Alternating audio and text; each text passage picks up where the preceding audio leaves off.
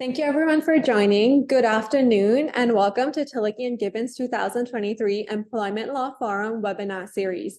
This session is titled Workplace Investigations, Navigating the Compliance Landscape in Cambodia, Laos, Myanmar, Thailand, and Vietnam. My name is Tasira Kanijo and I will be the moderator this afternoon. It's now my privilege to introduce you to our distinguished speakers today. Firstly, for Thailand, Kun Nuances, who is sitting next to me, will be the lawyer presenting today. She's a senior litigator in the firm's dispute resolution group, and she handles a wide range of complex litigation matters. For Cambodia, please be introduced to Kun Jae Cohen. Kun Jae is a partner and director of Tillich's Cambodia practice, leading the Phnom Penh's office in commercial and intellectual property practices. He's ranked as a leading commercial lawyer in Cambodia by various legal publications. For Laos, please be introduced to Kun Dino, who is the head of Tillich's office in Laos. He has broad experience across many fields of law, including patents, trademark, privacy, data protection, and commercial transactions. He is recognized as a leading lawyer in Laos by various legal publications as well. Next, please be introduced to Kun Nuayu, who is a senior associate in Tillich's Myanmar office. He is a skilled litigator with far-reaching experience in both civil and criminal commercial matters. He's a former prosecutor and is ranked as a leading lawyer in Myanmar. For Vietnam, please be introduced to Kun Sarah, who holds the position of counsel at Tillich and whose work focuses on labor law as well as compliance and dispute resolution work. Kun Sarah is recognized for her expertise in labor and employment by various legal publications, and she's also consulted on labor issues with the ILO and the European Parliament. And now that we're done with introductions, I would like to start with our first speaker from Thailand, Kun Nuances.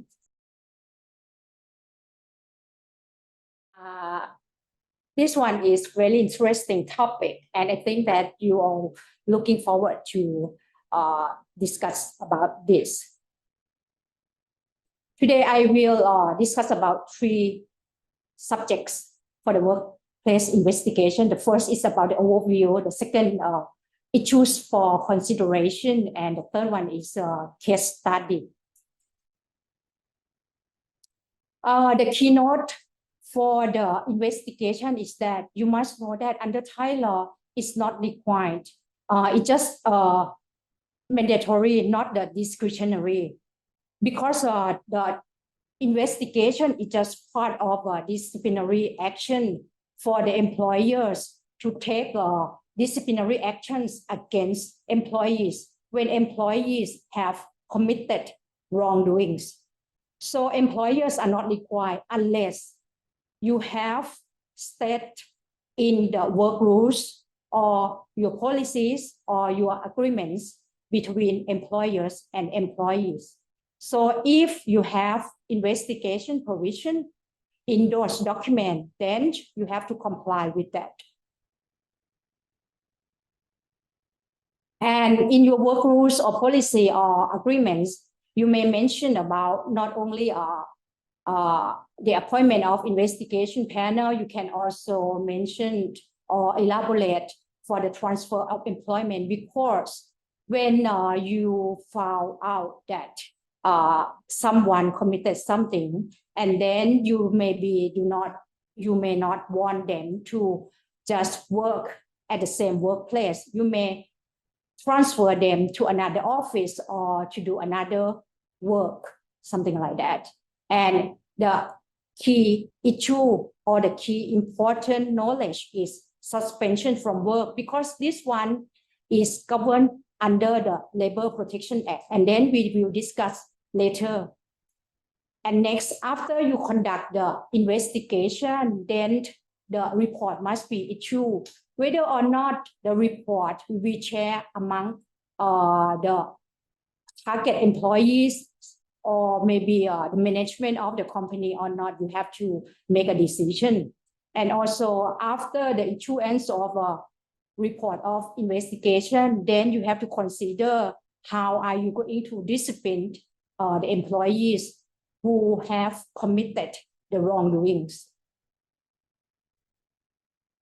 So our recommendations, if you have conducted the investigation or you plan to conduct the investigation, first, do not take the disciplinary action before you are doing that. Don't do that.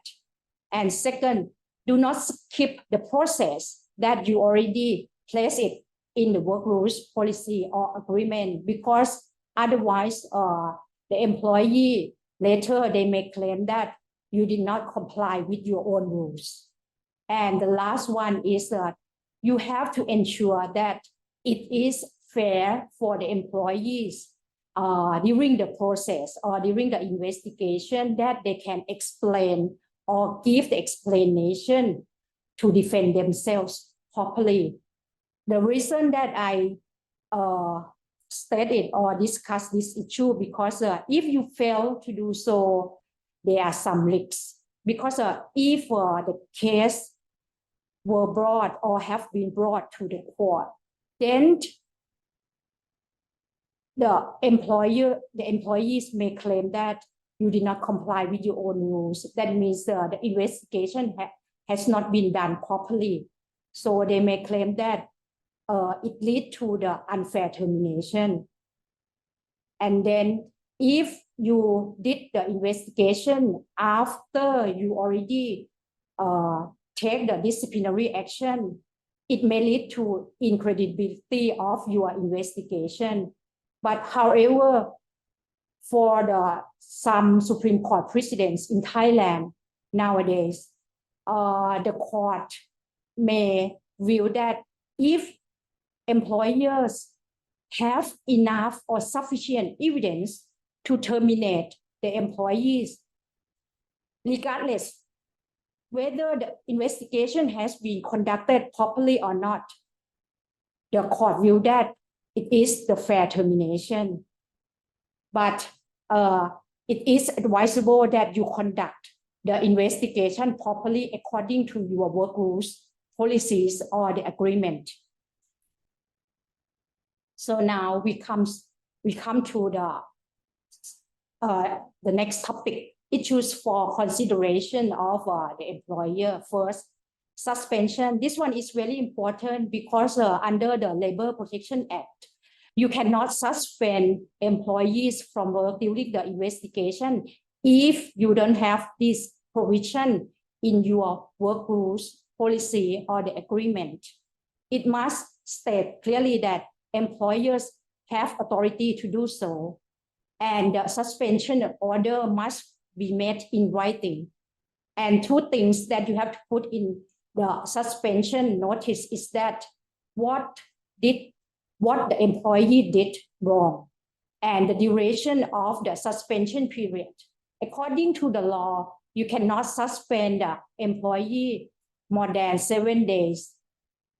And the order must also be given to the employees before the suspension. And during the suspension, the employers must pay wages not less than 50% of the current wages of the employees. And if later on the investigation has been completed and it's found that the employers or the employees are not at fault, so that means the employers would have to pay the remaining wages plus interest of 15% per annum to the employees. And if you think that the suspension of 7-day periods is not enough, then you can extend the extension period for the suspension, but you have to pay the full wages to the employees. This one is very serious because it is under the Labor Protection Act. So that means you have to comply with that strictly. The next one, persons who conduct investigation. It can be, as I mentioned, that in your work rules, you can state that appointment of the panel investigation. So it could be one or more, and it can consist of the HR person or the direct supervisor, or maybe the compliance or the legal department. And you also can have the inside or the outsider of the organization. And from my experience, if the case is complicated, normally the employers would engage the audit companies or the lawyer to conduct the investigation. And one thing that you have to be sure that the person who conduct the investigation has no personal relation with the subject employees, because it may create conflict of interest. And this question may be come up with other jurisdiction, because from my experience, I never been asked before about the right to have the legal representation, because normally the employer would not allow the employee to have the lawyer with them during the investigation. But it also depends on the employer's discretion whether they are allowed to have the lawyer with them or not during the investigation. The language, yes, the Thai law are silent. It doesn't say anything about the language. And in Thailand, normally we use the Thai language or the English language. So I think I would suggest that it should be the language that the target employee or the witness who they are fluent. Because if they are fluent in Thai, then you just use the Thai language. Or maybe if you ask the question in English, you must have the translator to do the translation during the investigation. The next, video or voice recording. In the employer's work rule, normally it's silent. They don't say anything. But for some employers, they allow, or some employers, they are not allowed. If you either allow or not allow, my recommendation is that before you start conduct the question, then you just state it clearly to the employees that this investigation would be conducted without the video or voice recording, to make sure that the employees understand their right and know what is going on. The witness statement, this one I would recommend to have it, because it would be useful for the litigation in the later stage if employees bring case to the court. And the language, as I mentioned, it could be local or foreign. And the track for the record, it can be the email chain between the employers and employee, that you ask them to review the statement and then ask them to confirm whether it's correct and acceptable or not. Next is the search of property. It could be the employer's property or the employee's property. If the employer's property, for example, the PC, notebook, or handphone, normally the employers have given those type of equipment to the employees. And in the agreement, normally the employer would ask the employee to agree to give the right to the employer for all the works created during the work. So that means the electronic information or documents created during the work would belong to the employer. So the employers can review or log into the notebook or handphone of the employee. The consent is not required. But however, you have to be sure that you did not detect the personal information of the employees. Otherwise, they may claim that it's the employee's property, and also the PDPA law must be met. And for the employee's property, if you want to search the employee property, because some employee, they bring their own PC or they use their own handphone, then this one is really important that you need the consent from the employees before you conduct the search. or even the employees' desks or the table. We would suggest that we have the employee stay with the employer during the investigation, so they all know that what we are doing. The last one is about the investigation report. As I mentioned, that the language can be the local or foreign, but if it is in local or in foreign language, or normally in Thai we use the English language, and if you want to present to the court, then the translation is required. And the report, I think that the result of the investigation, at least the employers have to share with the employees, so they know that what did they do wrong, and then the employer can take the disciplinary action against the employer or against the employees. Okay, the last one is the case study. This one I use it's like the open question, is because I also don't know whether it's stolen or misplaced, because what we know from our experience is that the inventory returned to the stockkeeper. So that means that there is the actual product or the goods returned to the stockkeeper. But later on, when we want to use that inventory, it was not found. And when we review the CCTV footage, it just shows only that the stockkeeper did not put the inventory in the shelf where it should have been kept.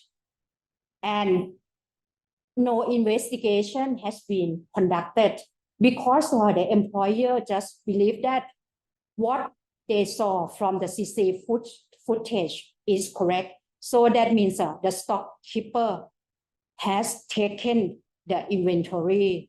So the employer asks the employee to resign. So what I would like to share with you, whether if this situation occurred in your workplace, what would you do? And if the case has been brought to the court, whether you want to settle the case with the employee or you want to pursue until you get the judgment. Because what you rely on now is only the CCTV footage. You did not conduct the investigation. So that means you have to prove, if you want to continue or you want to do the trial. So that means that you have to be sure that you can prove that the inventory was stolen by the employee. Otherwise, the court may find that this resignation is not considered resignation. It could be considered as a termination, and the termination was unfair. So just think about that before you make a decision to terminate the employee, whether the investigation has been conducted properly or not.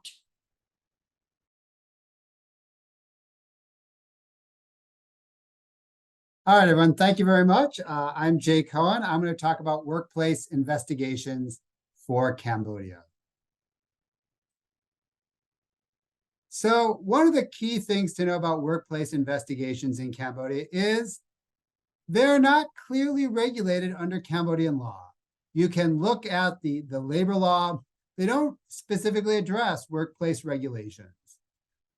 So employers have a lot of discretion to craft the investigation process, and they have a lot of discretion in their own internal documents to set out some kind of process for workplace investigations. So the two key documents that employers might want to really look at are, one, internal rules of the employer. So all companies that have 8 or more employees are obligated to have internal rules. That document may, if the employer puts it in, may have some sort of process that discusses workplace investigations or sets some parameters around workplace investigations. The other document would be an internal employee handbook. And in our experience, it's more likely that we see provisions about workplace investigations or some sort of process if there's an allegation of employee wrongdoing set out in the employee handbook. So I think those are the two key documents that employers want to keep in mind. For the internal rules, if you want them to be binding, then they need to be approved by the labor inspector, and that's typically part of the process. So that's something also to keep in mind. You know, when you think about the workplace investigation, because there are no clear rules, I think you should think about things just practically. And also keep in mind, although there's no clear rules for workplace investigations under Cambodian law, of course, if the employee does not agree with the results of the investigation, and in particular, if the employee is ultimately terminated, the employee does have potential recourse. So as we'll talk about at the end of the presentation, employees can go to the Ministry of Labor and Vocational Training.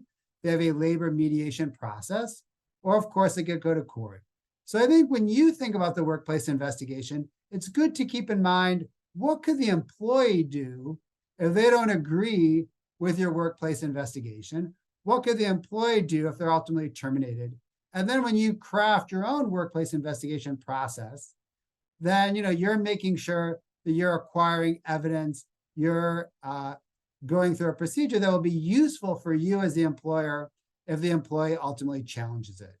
So to look at some of those things, for things like languages and video recordings, I mean, Cambodian law doesn't have any sort of language requirements, although I think this is very practical, right?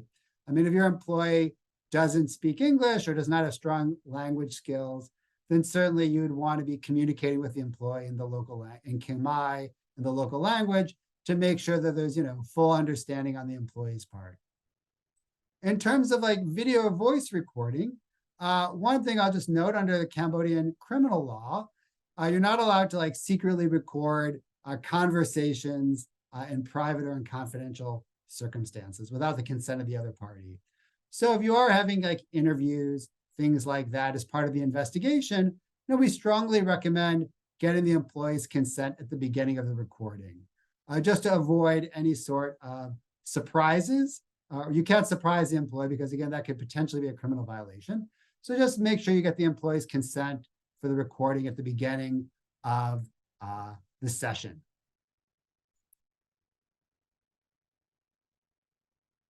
Other parts that would be useful, again, there's no strict requirements for witness statements. But again, as I mentioned, I think when you go through your workplace investigation, it's really important to make sure that you're getting evidence that'll be useful if the employee later challenges you through either mediation or through the courts. So certainly getting witness statements would be useful for future potential litigation. So I think it's good to clearly document the results of the investigation and any witnesses that have useful information. In terms of searching property, the position is very much the same as it is in Thailand. If it's employer's property, then generally that could be searched. If it's the employee's personal property, their own phones or computers or anything at their home, of course, you would need some sort of consent. Regarding the employer's property, one point I'd like to highlight again is that, employers, many of them have some sort of like handbook. It's very useful, like in the handbook, it should make it very clear that, employees have no expectation of privacy on office, on firm computers, phones, and to make it just very clear that that is all owned by the employer and that the employer can search it at any time. When going through the workplace investigation process, I think it's also important to think about, what kind of like punishments could result from the investigation. And first, we're going to talk about just sort of generally what principles are allowed under the labor law. And then we're going to talk about timelines, because timelines are also very important in the context of Cambodia. So in terms of like punishments, the labor law is very general. It just has some very general principles that, punishments must be proportionate. And it does talk about warnings, reprimands, suspensions of work without pay, and termination. Now, that's just very high level. There's not a lot of other detail. However, it does talk about suspensions without pay. It says if a company has less than 8 employees, then suspension of pay can be without pay for up to 6 days. Now, if you have more than 8 employees, it's not clear. Now, I think the reason that's the case is because if you have less than 8 employees, there are no internal rules.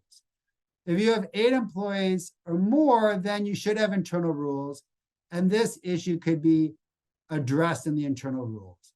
However, if it's not addressed in the internal rules, then we would suggest also capping suspension without pay for 6 days, because that's at least the one, number that's clearly set out in the labor law.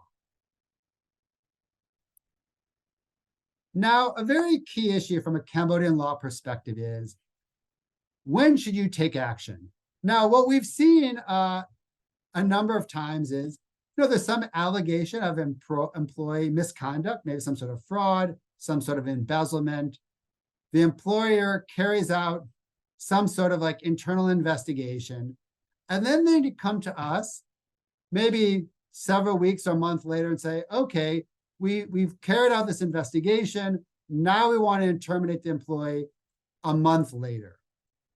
That can be problematic. So under Cambodian law, this is actually one area they're very clear. Again, they're not clear on what happens during the investigation, what are the steps of the investigation, but if there is a finding of misconduct, then it's clear what sort of timeframes apply. So under Cambodian law, there's a concept of like serious misconduct and serious offenses. That includes things like stealing, embezzlement, fraud, assaulting people at the workplace. If it's a serious offense under Cambodian law, then an employer has 7 days to take action. Otherwise, they cannot dismiss that employee for that serious misconduct. So it's very important when you're carrying out the investigation, you're already thinking about the next step. You're thinking like, okay, we're going to carry out this investigation. We're going to come to some conclusion. And then when you come to a conclusion, if you want to terminate the employee or take some sort of action, you're going to have to be prepared to do it very, very quickly.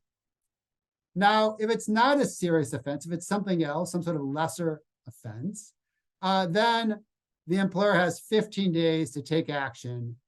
Otherwise, they waive their right to take disciplinary action. So again, I think employers need to be thinking, they know at some point some employee misconduct will come up. There should be some sort of clear process for doing this investigation. And then once the investigation is complete and the conclusion is drawn, then they need to be prepared to act quickly. Otherwise, they're going to lose that right under Cambodian law.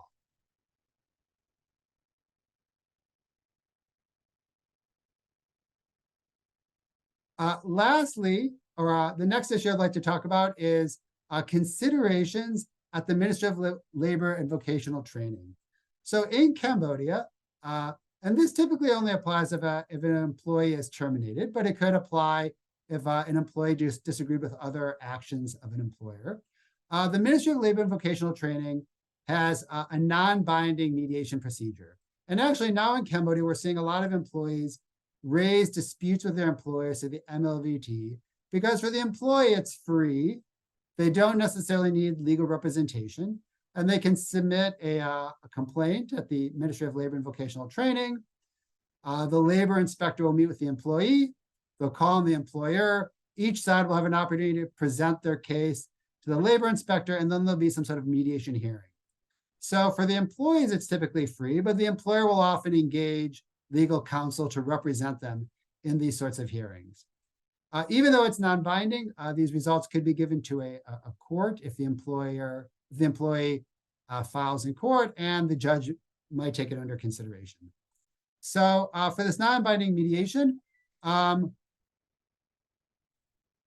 the non-binding mediation, again,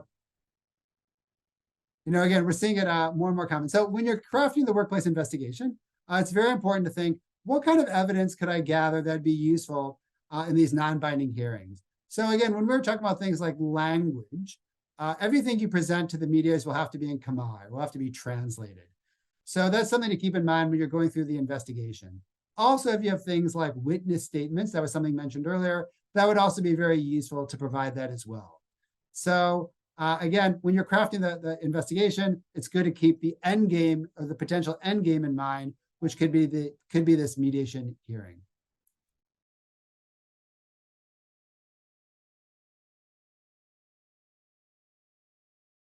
So my name is Dino. I'm the head of the Office of Tiliki and Gibbons in Laos for about 7 years now. And we had the opportunity to assist clients in relation to workplace investigation quite a few times, although this is not something that is yet very common in Laos, but it tends to be more and more the norm with the investment of foreign investors here and bringing their own internal compliance rules into the country. So all in all, anyway, the objective of a workplace investigation in Laos is the same as any other countries, is the search of the truth in relation to a misbehavior or an act of an employee that may lead to the termination of the employment agreement with the employee, or even beyond, let's say, a litigation process. So typically, workplace investigation would be used in Laos for serious matters. And when I say serious matter, it could be discrimination, gender discrimination, or racial discrimination, although those two topics may be very hot topics in other countries, but not yet very much in Laos. Could be something like embezzlement or any act that would fall under the scope of the penal code, for instance, or even an accident on the workplace. So when this happens, and then when an employer wants to carry out a workplace investigation, then the starting point would be for the employer to know if there are any rules or a procedure to comply with in Laos in relation to workplace investigation. So here the response is the workplace investigation is not mandatory in Laos, as the other jurisdictions that we have seen so far. This is because the Lao labor law does not regulate investigation in Laos. And I say Lao labor law, but actually there is no laws or there are no laws or regulation that would regulate investigation on the workplace in Laos. And this type of procedure would be actually something that is set out in the internal regulation of the employment contract of the company. In relation to internal regulation, that is a very important document for a company, and this is something that must be in place regardless of the size of the company. So internal regulations act as a kind of a private law of the workplace for the relationship between the employer and the employee, and can also establish specific rules in relation to the workplace. So the good thing is that since the Lao labor law does not regulate investigation on workplace, this is something that an employer can use in order to make things clear on the procedure to follow. And the other good thing in relation to those internal regulation is that internal regulation will be then reviewed, vetted, and confirmed by the Ministry of Labor and Social Security. So that is a very important document, because for those of you who may be familiar with the Lao labor context or the Lao context, sometimes law are kind of subject to broad interpretation from the authorities, or there are a lot of gray areas. So this is a document that we can use in order to fill the gap of the law, or at least to make things clearer. And that works also the same for workplace investigation. So now talking about maybe issue that is that are country specific for suspension, it is important that the law does not regulate workplace investigation like we just saw. But the law talks about suspension, and by law, there are three situations which provide that suspension is possible. So this is where an employee is detained, could be imprisoned, for instance, or administratively detained. A situation where the employee must go to national service or national military, for instance. And the third situation would be in the event that the operation of the company just stopped, like happened with the COVID situation, for instance. Many companies had to stop their operation because they were not able to operate anymore. And so in that situation, in those situations, here the employer has total liberty to suspend the employment agreement with their employee.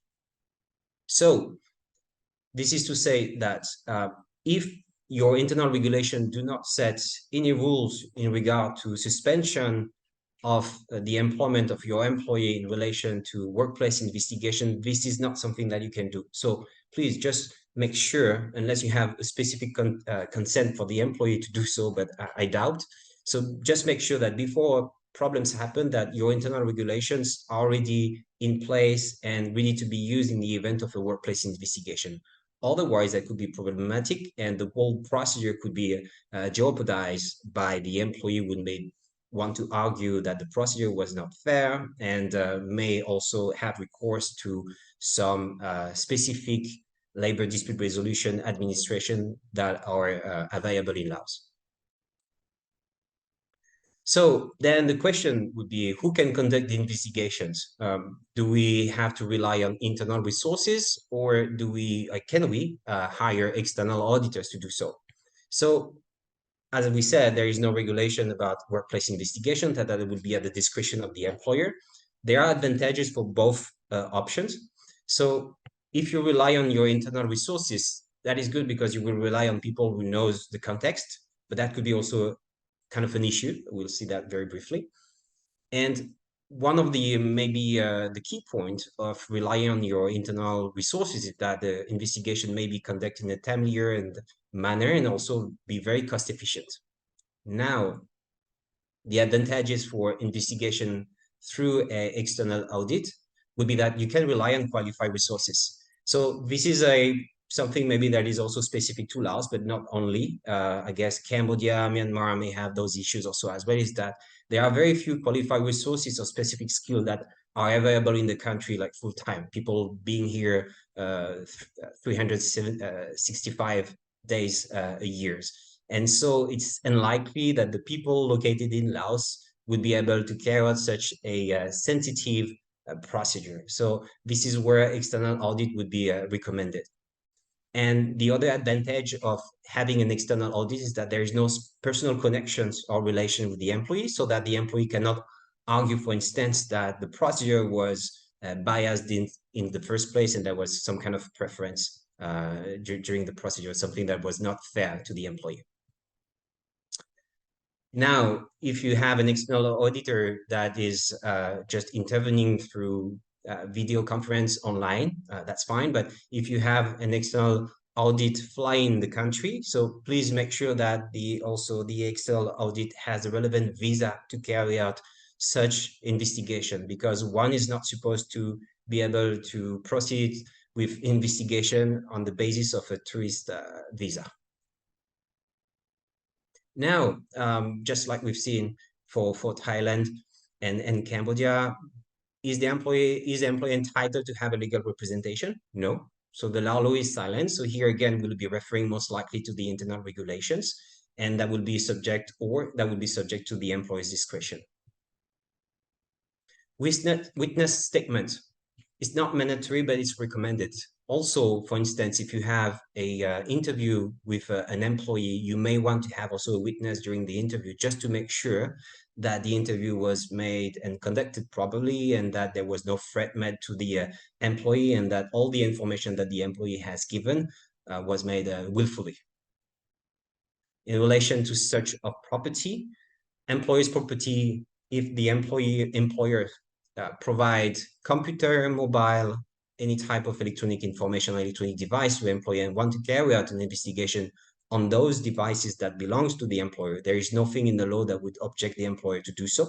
However, if we have to carry out such investigation on the employee's property, then that would be subject to the consent of the employee, or an order issued by the court of the Lao People's Court.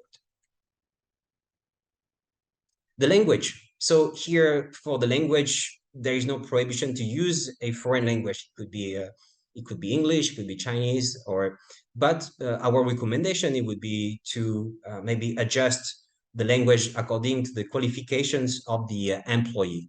For instance, we talk about skilled and unskilled people or worker in Laos, but that is also the vocabulary that is used under the Lao labor law. And those people who carry on operating a job that use manual force would be called unskilled.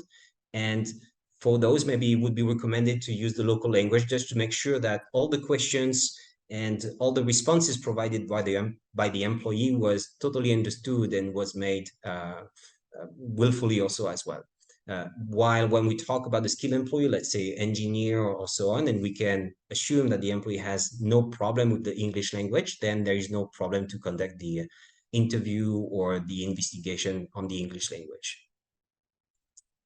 For video or voice recording, again, we will be referring to the internal regulation, the employment contract, or the policies of the company. But if there is no indication in that regard, obviously there is a need here to have the consent of the employee.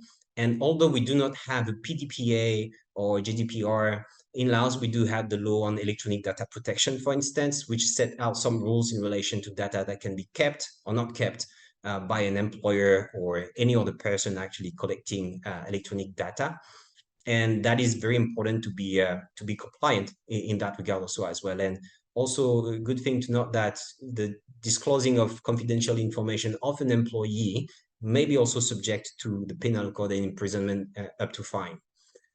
In relation to the report that you may have done, that you may do in regard to the workplace investigation, you can obviously disclose it to the employee, to the concerned employee, so that you provide him or her a possibility to provide some justification to the act subject to the investigation. But all in all, at the very end of the day, if you decide to take the matter to the court, all the documents, all the report, all the information that you have collected will have to be translated into Lao language. For the workplace investigation is not a common practice in Myanmar, but most of the organization when have the some issue about the employee dispute and other employment fraud, they have to anyhow conduct the investigation about the issue. And this now I would like to discuss some legal backgrounds and the viable option for that relate to the workplace investigations. The workplace investigation, although this is not so directly related, but there's the labor laws on the settlement of labor dispute that may somehow relate to the workplace investigation that can be done by the employee for the negotiation and settlement on any dispute. And another one is the criminal procedure code that's provided for the investigation right, whether the employer or the investigation body has the right to investigate on these specific matters. And another one is the the mandatory employment contract template. This is provided by the Directorate of Labor to apply for all the workplace in Myanmar.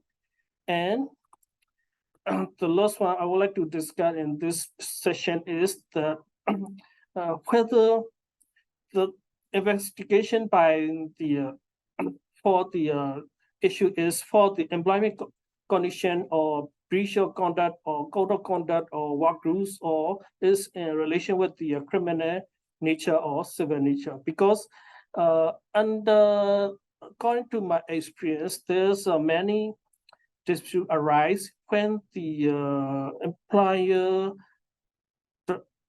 employers do not take the right approach when they take the investigation on the specific matters. Under the settlement of labor dispute law, there is the establishment of the workplace coordinating committee. We call it WCC. This is the very basis body to make the settlement to settle other dispute between the employer and employees. So the objective of the establishing the workplace committee is the to have promotion on the relation between the employer and the worker or the labor union, and to negotiate or coordinate on the condition of the employments, terms and conditions, occupational safety, health, welfare, and other work-related productivity. And any from employer or employee can submit their request to the coordinating committee, and at the coordinating committee can be negotiated and settled between the employer and employees is the amicable settlement. So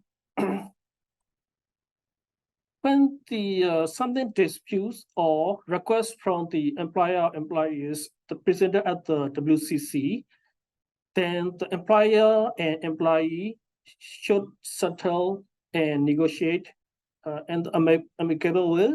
And if cannot reach the settlement or negotiation or something, this certifying person can apply to the respective conciliation body for the further hearing and the decision. If anybody cannot satisfy with the decision or settlement by the conciliation body, then appeal to the arbitration body, and if not certified, appeal to the Labor Arbitration Council. The decision from the Labor Arbitration Council is the final and conclusive, but the uncertified person can apply writ to the Union Supreme Court to consider on the decision of the Labor Arbitration Council.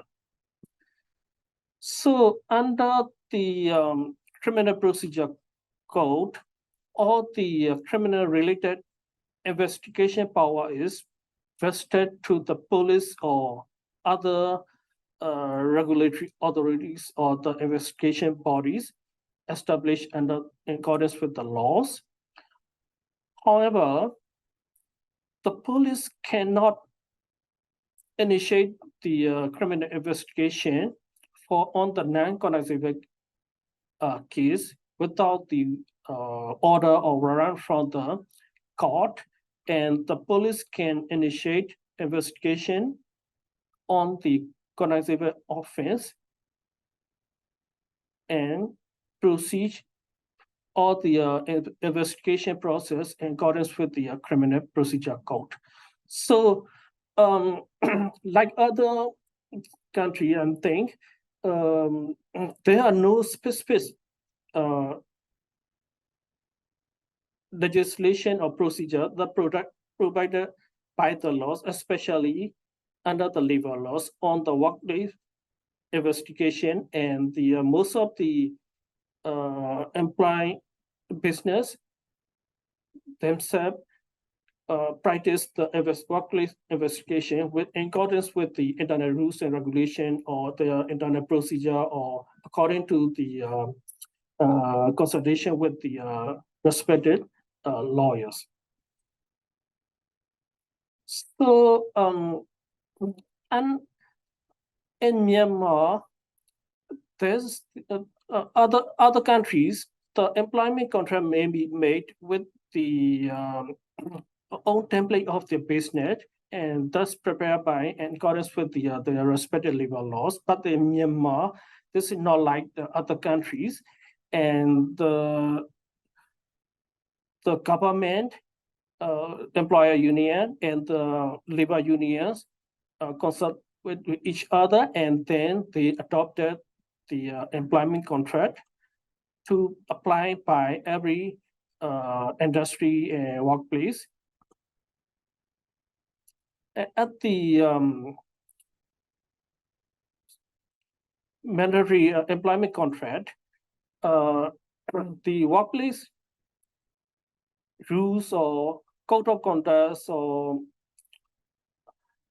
other procedure can be attached at the employment contract, and this code of conduct or work rules can contain something common offense or grievous offense to be taken action by the employer. And also, this employment contract is not only the contract, is also contain the something procedures to take action on the wrongdoing of the employees. So there's two types of the misconduct to be taken action. One is the common misconduct or common offense, and another one is a serious or grievous misconduct.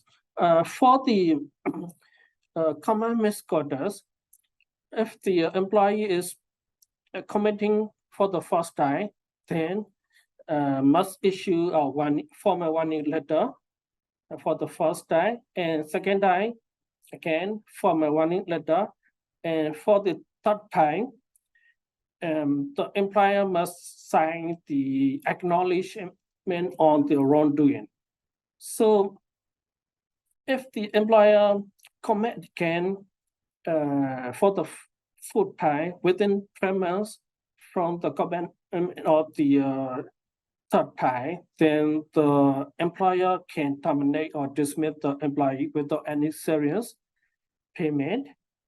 But if the first time or second time a formal warning letter is given, but the employer does not comment again within 12 months, or the acknowledgement is given and not the employee not comment within 12 months, then all the offense that given warning must be settled. So for the grievous misconduct, it is somehow like the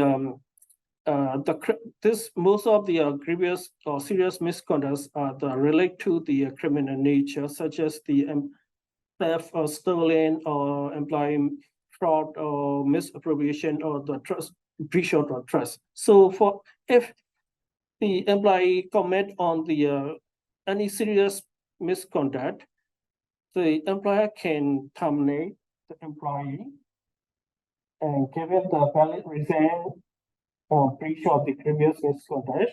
And this termination shall be issued with the signed official letter by the authorized person.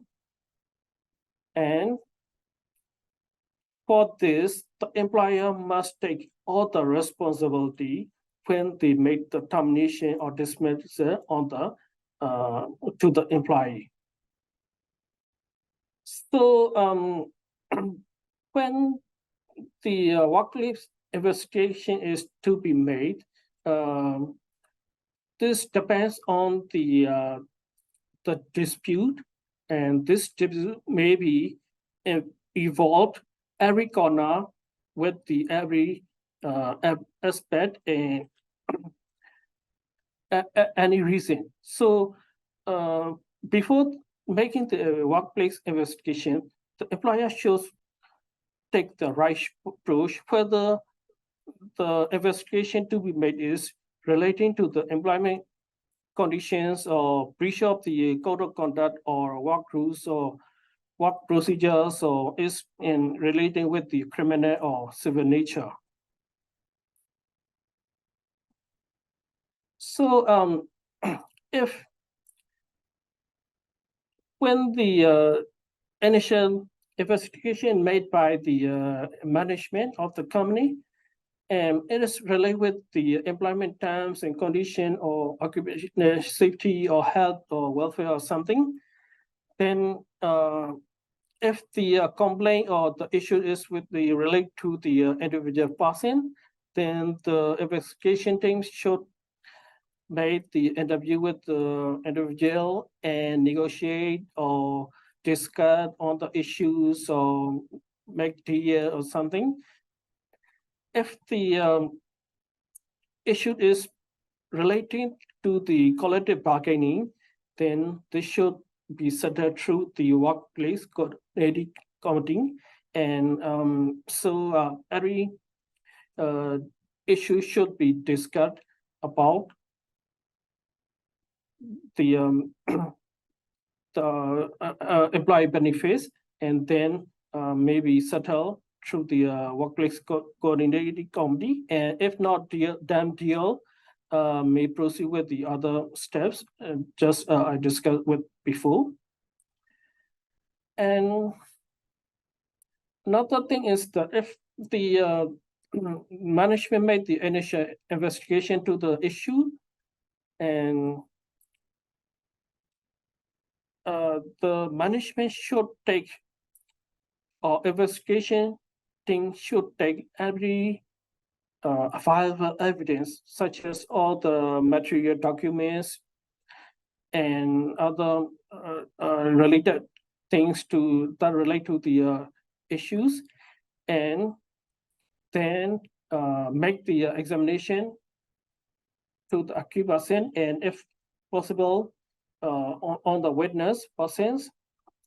And when make investigation to the accused person, the accused person should have the right to defend on the issues, and the investigation must record and prepare all available evidence and the statements and written or something, because when the management or the take the action against the employee, the management or the employer must take all the responsibility about the actions. That's why every step on the investigation should be recorded properly, and keep all the record and evidence and statements properly. If the initial investigation find it is the breach of the code of conduct or workplace rules, then take every evidence and collect the documents, then follow the action taken procedure in accordance with the employment contract template, and suggest the given the former warning letter for the misconduct, and if the offense is on previous misconduct, then terminate or dismiss. For the previous misconduct is mostly related to the criminal nature, and if the investigation team found that the misconduct is the criminal nature, then the management should decide whether it should be taken the action as the terminate or dismiss the employee, or to take the case to the police, and the police will handle for the action taken investigation matter for the criminal case. And if the case is related to the civil matter, or if the employee has to make the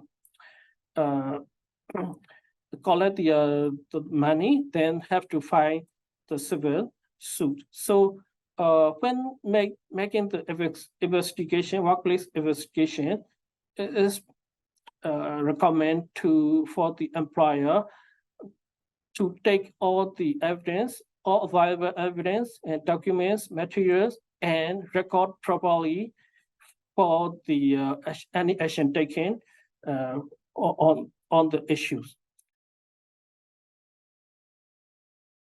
So just to begin, I'll briefly explain kind of the common types of workplace investigations we have in Vietnam.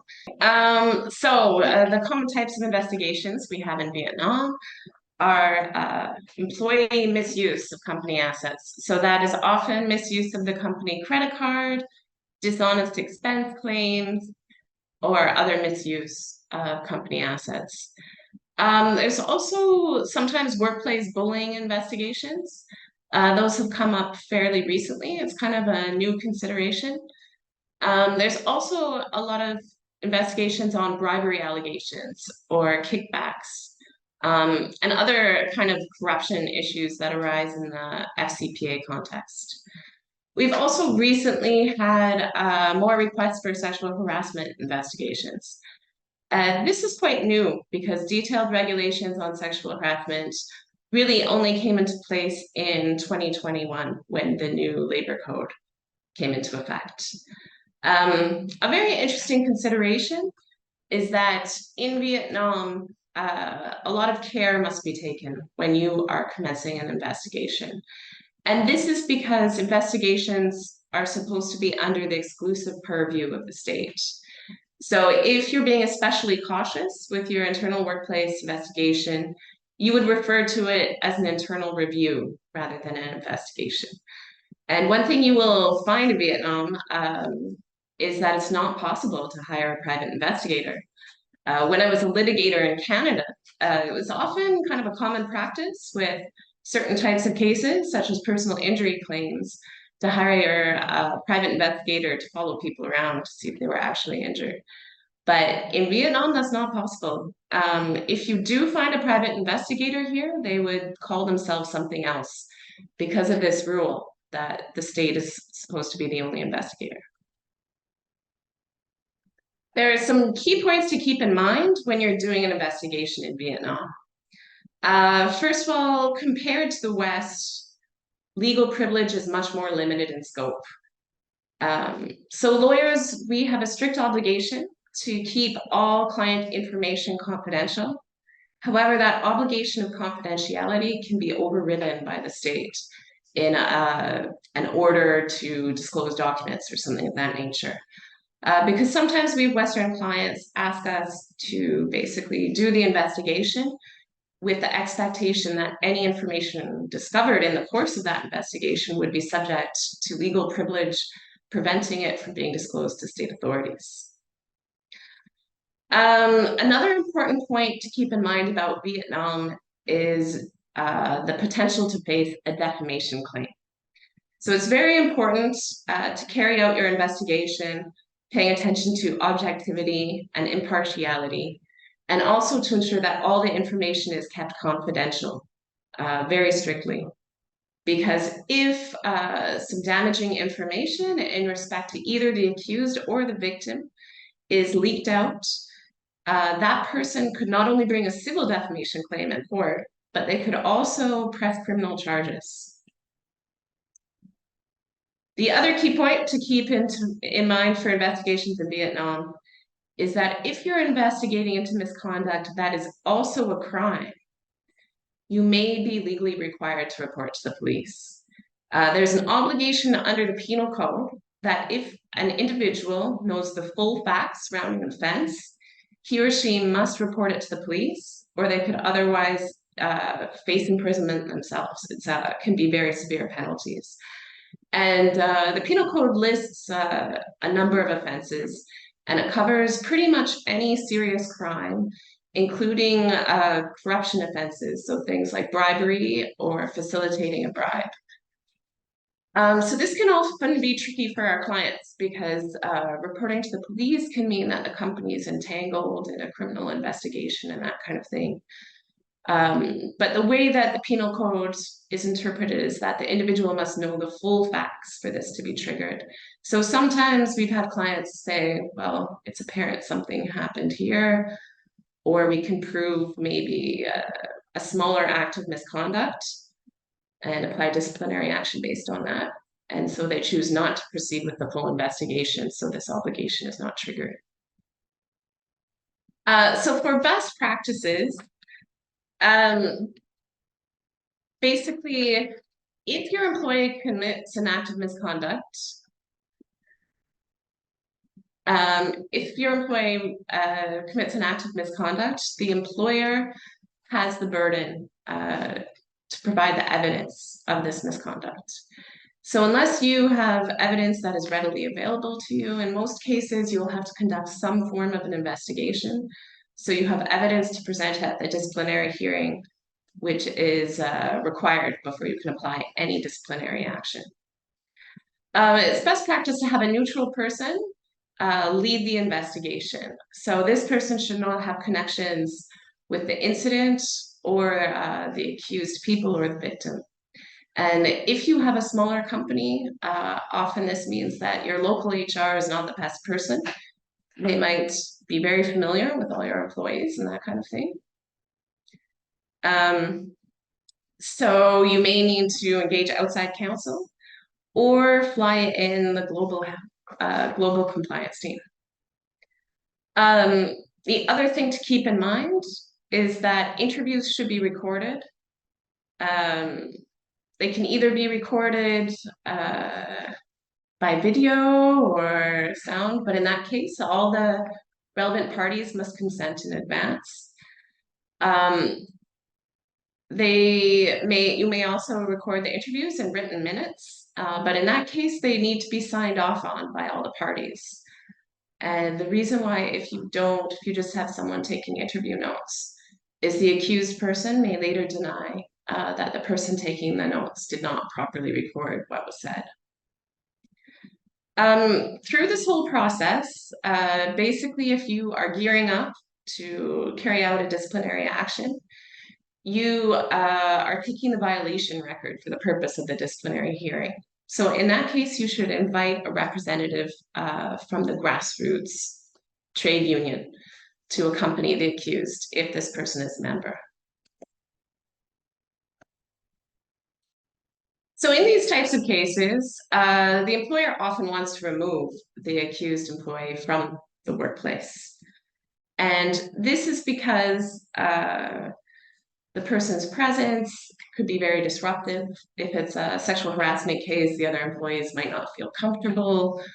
Or on the other hand, the employee being investigated may be very hostile, and there could be a risk of them somehow sabotaging the company or stealing confidential documents, something like that. So there are two ways to go about it. The first is to do a formal disciplinary suspension. In this case, the employer has to consult with the grassroots level trade union if one exists, and the affected employee is a member. This can either be in writing or in person. If it's in person, written minutes of the meeting must be taken and signed off by the parties. The suspension period is only 15 days under a formal disciplinary hearing, but it can be extended up to 90 in complicated circumstances. The employee receives half of his or her salary before the suspension period, and if the person is ultimately cleared of all the accusations, then he or she would receive the remainder of their salary. In practice, employers often place employees on garden leave. Garden leave is not recognized under Vietnamese law, but it's often used in practice for employers to avoid the more onerous procedures and time limits of the formal suspension process. So during this time, basically the employee is told not to attend the workplace, not to perform their work duties, and they are often cut off from the company's IT system, but they receive their full salary and benefits over this period. So garden leave is technically a breach of the labor contract because the employer is unilaterally changing the employee's job duties to do nothing. But at the same time, the employee would have a very hard time to prove damages if they wanted to bring some legal claim because they're receiving their full salary and benefits. So because of the fairly minimal risk, a lot of employers would instead place the employee on garden leave.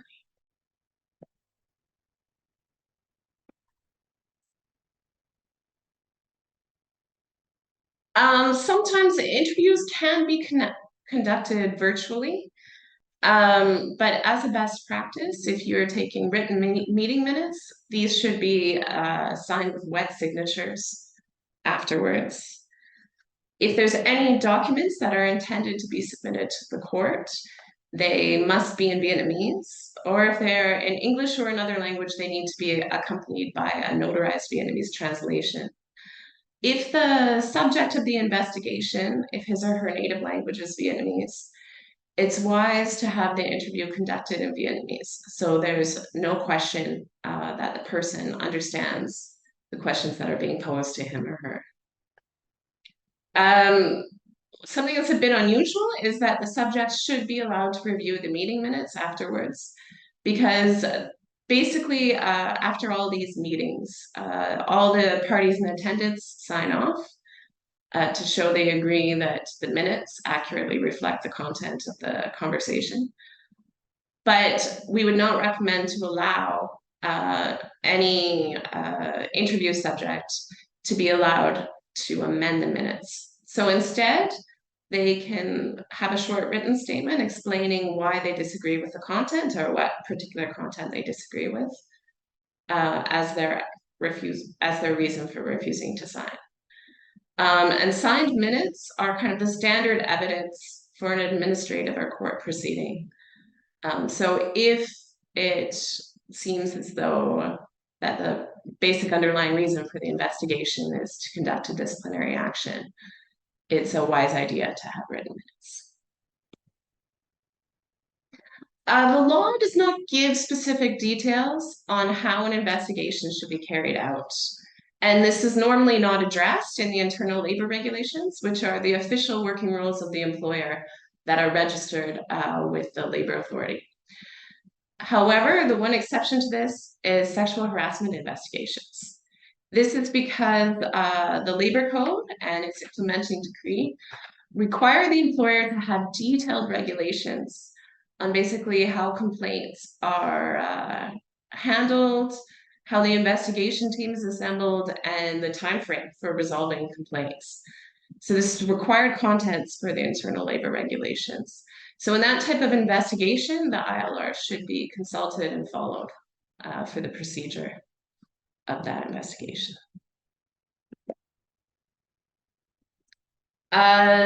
Some common pitfalls. What we often see is that employers fail to conduct the investigation within the time limits applicable for disciplinary action.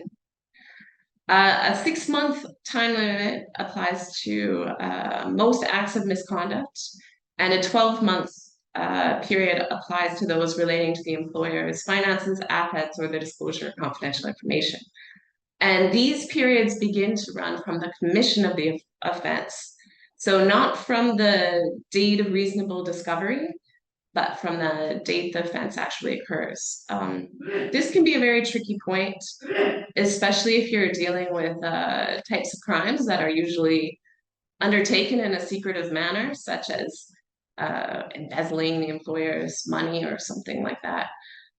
So it's a big disadvantage for employers. And what some fail to realize is that the investigation has to be wrapped up. The disciplinary hearing must be held, and you have to give at least 5 working days notice for that. And the disciplinary decision must be issued all within the statutory limitation period. So if the investigation drags on too long, we've often seen situations where the employer cannot apply disciplinary action because the time limit has passed. The other common pitfall we see is if the parties are not requested to sign interview minutes. We've seen cases where witnesses or the accused will contradict themselves in later interviews. But the problem is because they didn't sign off on their original interview, basically they just deny that what they had originally said was accurately recorded. So just a very brief case study. So workplace bullying investigations are very tricky. So just as a case study, often there's cases where several complainants will accuse a senior member of management of workplace bullying. There might be taped meetings and testimony from various parties. But often deciding whether or not a statement or an act is one of just professional criticism, part of that person's management role, maybe to give some negative feedback. But on the other hand, another party might find it to be very unreasonable and disrespectful. So it can often be a subjective exercise. And especially when you're dealing with a cross-cultural situation, it can be very tricky.